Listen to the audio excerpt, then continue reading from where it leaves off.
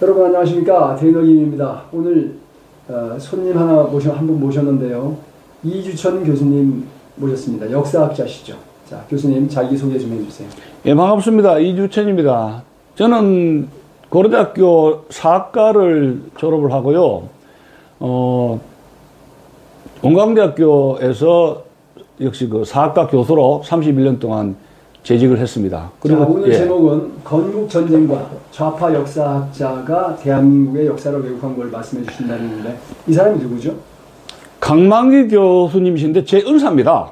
제가 고려대학교에 74년도 입학을 했을 때 명강으로 소문나신 분이에요. 네. 강의 잘하시는 분으로. 자, 그러면 강만기라는 역사학자가 어떻게 대한민국 역사를 왜곡한지 말씀해 주십시오. 그게 이제 우리 건국전쟁, 건국사와 연결되면서 이승만 정권을 이제 문제가 있다. 친일파 청산을 미진했다. 북한 정권에 비해서. 그리고 이제 6.25 전쟁 수행 능력에서 많은 문제가 있었다. 군부 부패라든가 뭐 그런 걸 지적하시고 또, 김구라든가 김규식이는 평양을 가면서, 북한 공산노동당하고 어떤 김일성하고 협상과 타협을 하려 했는데 그런 노력을 안 하고 46년 6월에 그 정읍선언이 있었지 않습니까? 단독 정부를 만들려고 노력해서 우리나라의 분단 체제를 만든 원흉이다. 예. 그래서 이제 미군정이 이승만을 도와가지고 정권을 잡게 했는데 남북한의 분단을 만들어낸 원흉이다. 그리고 마지막에는 3.15 부정선거를 해가지고 이 독재 장기집권을 해서 타이틀은 문민 독재자라 해가지고 아예 그 낙인을 찍어버렸습니다. 자, 그러면 이 강만길이라는 이 학자가 이승만 대통령을 뿌리부터 그야말로 꼭대기까지 전부 다 부정하는 발언을 하고 그걸 또 학문적으로 막 그냥 학설도 만들고 책도 쓰고 학생들을 가르치고 그러는데요.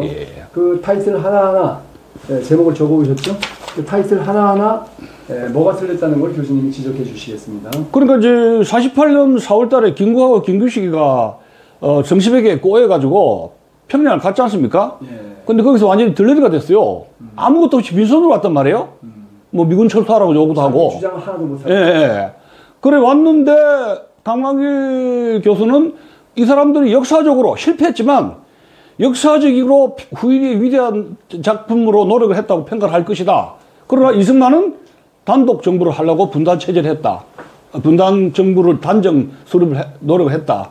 그런 게 이제 그 결정적인 문제고. 왜냐면 북한에는 46년 초에 이미 북조선 인민위원회라고 만들어가지고 이미 그 국회라든가 입법부라든가 행정부라든가 이런 걸 다 군대라든가 완전 공산 독재 체제.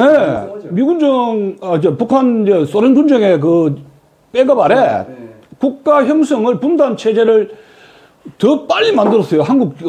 대한민국 건국보다도. 그런데 북한의 그 기록이라든가 자료라든가를 무시하고 이승만에게 그걸 뒤집어 씌운 게 그게 첫째지요. 그 다음에 이제 공산주의 위험 문제지요. 강만길 교수는 강의 시간에도 공산주의가 얼마나 위험한지를 전혀 우리한테 강의를 한 적이 없어요. 제 기억에도. 제가 강만길 교수님이 강의를 4학년 졸업할 때까지 다 들었거든요. 제가 뭐 나중에는 서양사로, 움직였지만은 강의를 전부 다 들었죠. 기억이 나는데 공산당 비판이 없어요. 이분이 그 마산 출신인데 1933년생인데 마산에서 인민괴뢰군이 와가지고 마산이 함락될 뻔했단 말이에요. 거기 있었어요. 그런데 우리한테는 공산주의의 위험, 6.25의 그 참상, 인민군이 내려와서 학살한 거 일체 그런 걸 말씀을 잘 안 하셨단 말이에요. 그럼 공산주의자인가요? 공산주의자는 아닌데요. 그 정체성 나중에 말씀드릴게요. 그리고 두 번째는 이제 6.25 때 이제 한국군이 굉장히 부패했다고 많이 지적하시는데 그 당시 우리나라의 군 수준이 그 북한군에 비해서 또 막 건국해가지고 이게 좀 미국 원조도 없을 때 아닙니까? 그렇지. 비행기라든가 탱크라든가 탱크 한 대도 없이 그런 수준을 좀 이해하면서 해야 되는데 그냥 그 대한민국의 건국사에 대해서 부정적으로 난도질했고 또 이제 3.15 부정선거가 아니라도 그 부통령 선거 그 조병옥이죠. 조병옥이가 사망하면서 대통령 당선은 끝난 거였어요. 그러니까 조병욱 박사가 사실 사망하면서 예. 대통령은 자동이 끝난 거예요. 이승만 대통령이 부정선거할 이유가 전혀 없죠. 근데 이기붕 이제 부통령 선거에서 이기붕이가 부통령 선거에 지가 되려고 조작한 거를 다 이승만. 그리고 이번에 그 건국전쟁 100만 명이 도피했을 때 우리 김정영 감독이 아주 그 고생해가지고 몇 번씩 막 눈물을 흘리면서 그 자료 이승만 자료 모으면서 자기도 엄청나게 눈물을 흘렸다 그러잖아요. 그런 자료가 있는데 일방적으로 그 제가 가져간 거 보면 역사가 시간이라고. 이 사람이 쓴 이 회고록 자서지입니다. 제가 이제 헌책방 가가지고 영등포에 있는 이제 헌책방 가가지고 우연히 발견하고 아 이건 제가 3번 읽었습니다. 해가지고 미래한국 그다음에 월드뷰 자유일보에 이제 기고를 했거든요. 그랬는데 역사가 시간 보면은 이승만의 그 한미동맹 없죠. 그 다음에 이 원자력 발전이라든가 업적이 많잖아요. 엄청나죠. 근데 이분이 이 민중을 그 신으로, 역사의 신으로 봐요. 기독교인들은 하나님으로 생각하고 역사를 움직이는 운동력은 민중, 피플 파워의 맹신자예요. 그렇기 때문에 역사는 민중이 움직인다. 그 이제 3.15 부정선 같은 거 있죠. 5.18 같은 거 있지 않습니까? 그런 식으로 한 민중사관의 소유자였고. 민중사관이구만요. 민중사관. 민중이 신이라 역사의 운동이라고 생각하는 분이죠. 이제 민중신학도 연결되죠. 민중신학. 스탈린과 레닌이 말하는 공산주의 아닙니까? 그러니까 이분이 이제 더 한 가지 소개를 한다면은 제가 강의를 들었는데 삼국시대, 후삼국시대, 그리고 20세기에 이제 우리 남북한 분단 시대를 incomplete nation이라고 봐요. 불완전한 나라들이다. 완전한 나라가 되려면은 통일이 돼야 되는데 남한도 북한도 통일이 안 됐기 때문에 이건 분단 체제다, 분단 시대다, 불완전하다. 어느 나라 국민도 어느 나라 국가도 남북한은 불완전한 국민, 불완전한 국가다. 그러니까 말하자면 유토피아, 이 구름 위에 있는 유토피아의 통일국가를 생각하는 거예요. 그 꿈속에 있는 이 역사는 현실적인 걸 이야기하거든요. 신학이라든가 철학은 주의주장 가지고 이게 항목이 돼요. 역사는 근거하고 팩트를 가지고 이야기하는 것이거든요. 그런데 구름 같은 이야기를 하는 거예요. 뜬구름 잡기네. 예. 그러니까 이제 더 나아간다면 이 통일 논의도 협상에 의한 평화통일하라. 이제 공산당하고 민주주의 국가하고 월남 같은 경우에 협상 통일해가지고 미군 철수했지 않습니까? 파리에서. 그리고 2년 뒤에는 월맹군 탱크가 들어왔잖아요. 적화통일 됐죠. 그런 역사적 근거를 전혀 무시하는 거예요. 그러니까 오히려 이제 회담만 하면 된다. 독일 같은 경우에 어떤 흡수통일 있지 않습니까? 네. 그러니까 흡수통일도 안 되고 월남 같은 무력통일도 안 되고 삼국 시대 같은 전쟁으로 인한 무력통일도 안 된다. 비스마르크 시대. 그러면 우리는 남북한 공산주의하고 협상을 해서 평화통일하라. 이런 식인데. 북한이 정상적인 대화 상대가 됩니까? 아니, 근데 물하고 기름하고 섞어서 같이 가라는 거예요. 그게 민족 논리입니다. 네. 남북한은 공산주의든 자유진영이든 같은 민족이니까 어쨌든 간에 죽으러 사나 같이 가야 된다는 거예요. 좌파나 공산주의자들이 목숨 걸고 내세우는 게 민족이잖아요. 지금 중국共产党이 끝까지 내세우는 게 민족 아닙니까? 지금 고려대학교 타이틀이 민족사학 아닙니까? 민족사학 아닙니까? 제가 학교 들어가가지고 민족사학이라면 뿌듯해요. 근데 강만 교수님 듣고 민족사관을 세워야 된다 하고 우리 학생들에게 역사학자가 되는 동기부여를 해주신 분이 저한테 굉장히 그 당시에 막 가슴이 뛰어요. 네? 식민사관을 극복해가지고 너희들이 교수가 돼가지고 자본주의 맹하론 일제 침략이 없어도 우리는 근대화될 수가 있었다. 그런 힘이 있었다. 너희들이 공부를 해가지고 민족사관을 일으켜라. 신처 있지 않느냐. 그러면서 이 독립운동하는 이야기도 하고 말이죠. 그때 민족주의가 피가 끓었어요. 60년대, 70년대 제가 대학 다닐 때 우리 고등학교 때 민족주의, 대학교 민족사관으로 민족 내셔널리즘 그 일제히 항일운동 이야기하면 피가 끓잖아요. 그렇죠. 그리고 그런 말 들으니까 내가 사업자 되겠다. 이래 한 거예요. 근데 이제 제가 이제 유학하고 이제 역사학자로 공부를 하다 보니까 이 민족주의라든가 민족사관이 용어 자체부터 개념부터 뿌리가 없어요. 뿌리가 구렁이 용어가 구렁이 담는 것 가듯이 이 공산주의의 통일전선에 아주 먹히기 쉬운 게 민족주의예요. 민족주의라. 저는 거꾸로 예. 공산주의자들이 이름을 바꿔서 굉장히 유용한 거예요. 이름을 바꿔서 살짝 이렇게 접근해서 인민선동하는 바로 그거예요.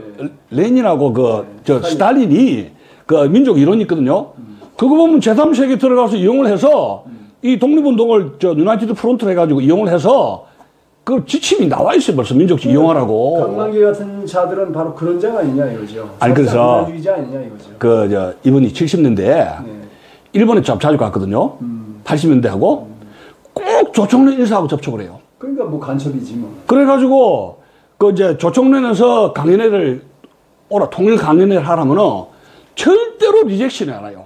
얼큰 해가지고 무조건 한다. 아니 이 책에 조총련하고 정교조의 통일 특강을 받았을 때 나는 한 번도 거절하지 않은 것에 뿌듯한 자부심을 느낀다 했어요. 어떻게 봐야 됩니까? 기가 차는 이야기예요. 공산주의자죠.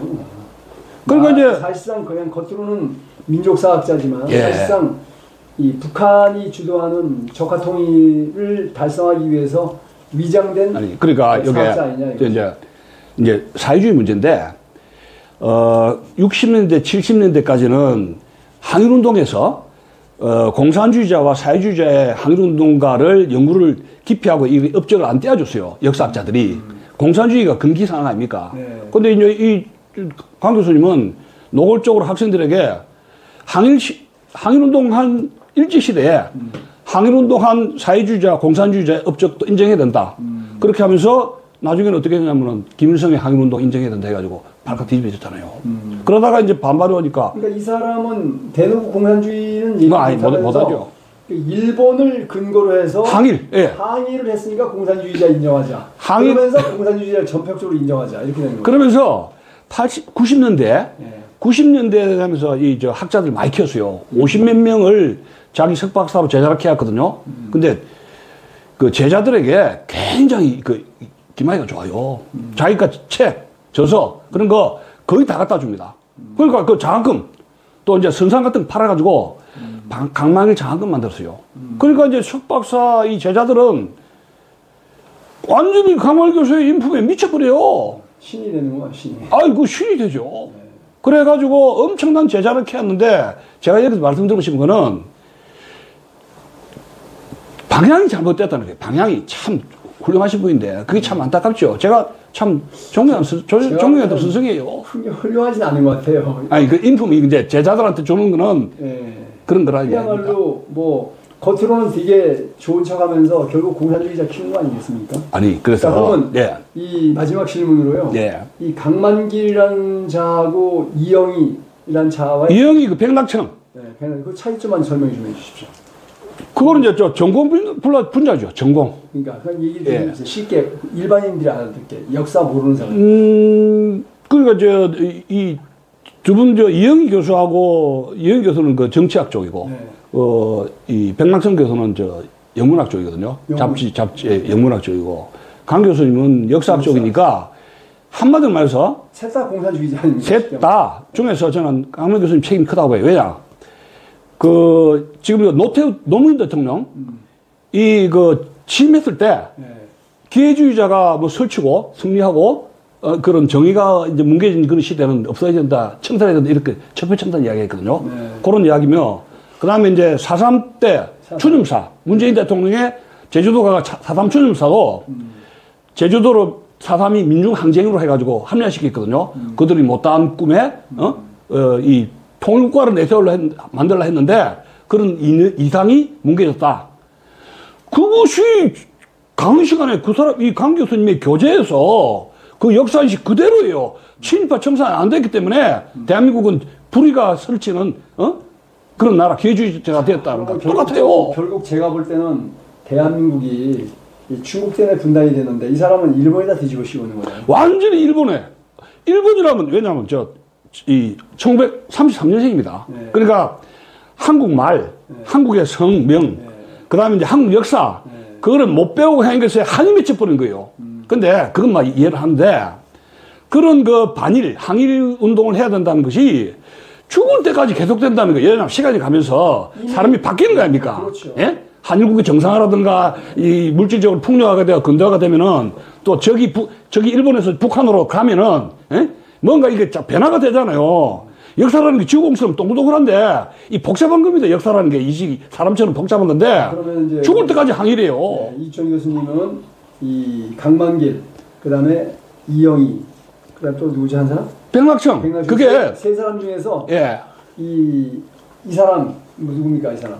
강만길 예. 가장 책임 크다 이 말씀이죠? 더 크죠. 역사학자들의 역사학을 통해서 역사 교육 그리고 국민들에게 과거에 건국전 영화 나왔지 않습니까? 건국사는 대한민국 건국은 잘못되었다. 그 잘못되었으니까 이런 나라는 우리가 부정하고 새로운 나라를 만들어야 된다. 정통성이 친일파 청산이 김일성 세운 북한보다도 친일파 청산이 덜 됐으니까 정통성이 북한에 더 있다 이래 돼 버린 거예요. 제가 조사해 보니까 북한의 초대 내각은 100% 친일파던데. 글쎄 그런 자료를 가지고 이야기를 해야 되는데 참 기가 막히네. 남북한에 비교를 해야 되잖아요. 안 하지 전혀. 비교를 안 한단 말이에요. 비교 사학이 없어요. 일반적으로 그냥 아니 세상에 완전한 인간 완전한 국가가 어디 있습니까? 그렇지. 북한하고 비교해가지고 이야기를 하면 말이 되는데 그냥 그래서 이 사람 강만일 교수가 그 나중에는 북한 사람하고 학자들하고 만났어요. 미팅을 했는데 제일 요구한 게 뭐냐면 북한이 친일파 청산인 거 자료를 달라 그랬어요. 있어야 주지. 있어야 주지. 있어도 줄 것 같아요. 자, 그래서 못 얻었어요 그거를. 네. 자 오늘 이주천 교수님 말씀 들어봤고요. 그럼 다음 시간에는 이영이나 아니면은 누구죠? 저기 백낙청. 그 한마디. 그 사람들에 대해서 한번 소개해 주십시오. 그러죠. 자 오늘 방송 출연해 주셔서 대단히 감사합니다. 감사합니다. 고맙습니다. 안녕히 계십시오.